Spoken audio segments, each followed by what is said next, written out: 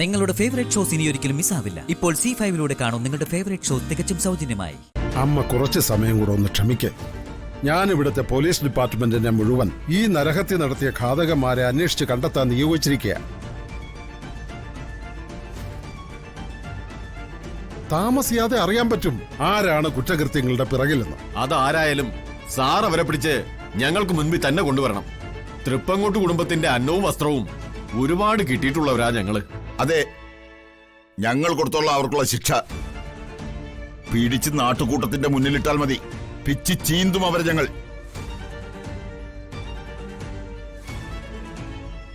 അതെ, ഇതിന് കോടതിയും വ്യവഹാരം ഒന്നും വേണ്ട. ഞങ്ങൾ ശിക്ഷിച്ചോളാം.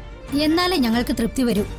അതെ, അതൊക്കെ എന്താ വേണ്ടതെന്ന് ഞങ്ങൾ തീരുമാനിച്ചോളാം. ആദ്യം കുറ്റവാളികളെ കയ്യിൽ കിട്ടട്ടെ. ഇപ്പൊ നിങ്ങൾ ചെയ്യേണ്ടത് ഭാര്യയും കുഞ്ഞിനെയും അനുജത്തിമാരെയും നഷ്ടപ്പെട്ട് നെഞ്ചു തകർന്നിരിക്കുന്ന ഈ മനുഷ്യനെ ഒറ്റയ്ക്ക് വിടുക. കുറ്റവാളികളെ അന്വേഷിക്കലും കണ്ടുപിടിക്കലും ശിക്ഷ കൊടുക്കലും ഒക്കെ പിന്നീടുമാകാം. ഇപ്പൊ എല്ലാരും പോകാൻ നോക്ക്. പോട്ടെ.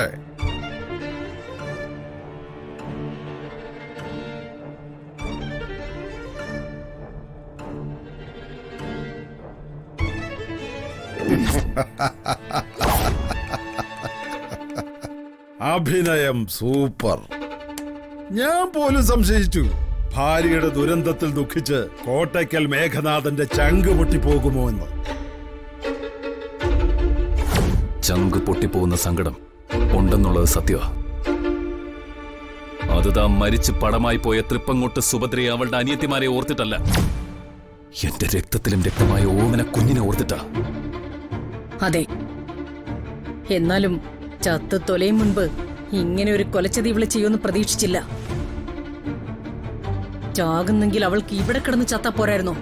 എന്തിനാ കുഞ്ഞിനെയും പിള്ളേരും കൊണ്ട് അമ്പലത്തിലേക്ക് പോയത്? അതിപ്പോ അങ്ങനെ ചോദിച്ചാ ഉത്തരം തരാനൊന്നും ആരും ഇവിടെ ഇല്ല.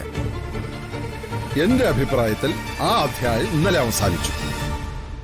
ഇനിയിപ്പോ എന്ത്, അത് വേണം ചിന്തിക്കാൻ. അതൊക്കെ ഞങ്ങൾ ചിന്തിച്ചു വെച്ചിട്ടുണ്ട്.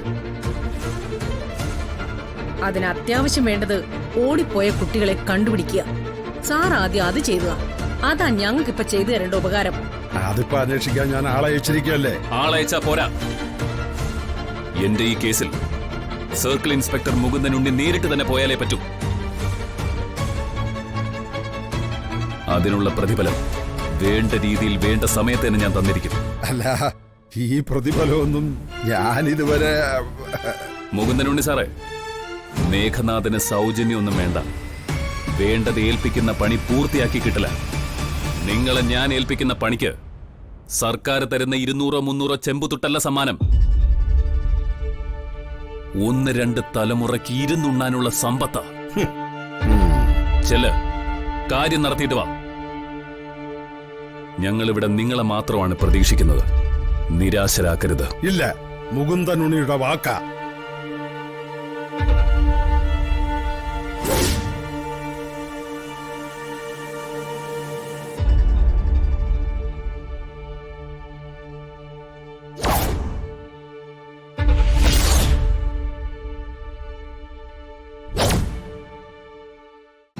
ഡൗൺലോഡ് ചെയ്യൂ C5 ആപ്പ്. കാണൂ എല്ലാ എപ്പിസോഡുകളും സൗജന്യമായി.